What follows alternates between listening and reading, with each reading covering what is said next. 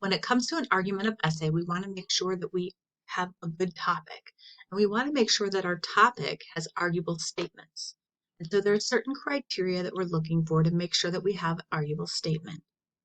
So we want to make sure that it attempts to convince a reader of something, changes their mind about something, urges them to do something, or explores a topic in order to make a wise decision. We also want to make sure that it addresses a problem for which no easily acceptable solution exists, or asks a question to which no absolute answer exists. And then lastly, it presents a position that readers might realistically have varying perspectives on. Once we figure that out, then we want to make a claim and formulate what we call a working thesis. Now there's a thesis, right? And then working thesis. Working thesis means that we are taking our thesis idea and we're working it into what we want the thesis to be, a reason behind it, right? And then that working thesis is basically where we think we're going with the topic, what we're trying to prove. But we call it a working thesis because sometimes that changes. As we do our research, maybe the question that we have in mind, the thesis we have in mind, we can't find research to back it up. So that might change. So here's an example here. Our reasoning for the paper, the argument of essay, we're saying excessive dieting can cause psychological problems. But then being more specific, we're developing a working thesis. And this is what we're going to try to prove in our argument. Because excessive dieting causes psychological problems, we should reject women's magazines with advertising that presents impossibly thin models. And so that working thesis is what we're going to use then to help find our research to back up what we're saying. Again, though, if we can't find up that backup information, then we might have to tweak that thesis. However, once we have the thesis then, we want to move on to organizing that argument. So once you've assembled the good reasons in support of a working thesis, you must present your material convincingly to your reader. So you can do that with the following way to organize the paper.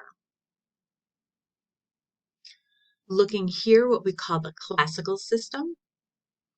So we're starting with we have our 5 parts of an essay, breaking those down as the first part being the introduction, then some background information, lines of argument, alternative arguments, and then conclusion. So in the introduction, we want to be gaining the reader's attention and interest. Establish your qualification to write about your topic. Establish common ground with readers. Demonstrate fairness. State or imply your thesis. In the background section then, present any necessary background information, including relevant personal narrative, if that is possible. Lines of argument, in that section, then we want to present good reasons, including logical and emotional appeals to support your thesis. So here's where we go back to that triangle, right? The rhetorical triangle, the logical and emotional appeals. Present reasons in order of importance, the most important ones generally saved for last. So usually, yes, when we are doing an argument of essay, you want your weakest point to come first, then the stronger point next, but the strongest point is usually held to last because it makes a more solid argument. Demonstrate ways your argument may be in readers' best interest. And then in the alternative arguments section, we're going to examine alternative points of view. So we always look at the other side, that counter argument. Note advantages and disadvantages of the alternative views. Of course, pulling in with those disadvantages, that's helping make your claim more clear and making your stance better.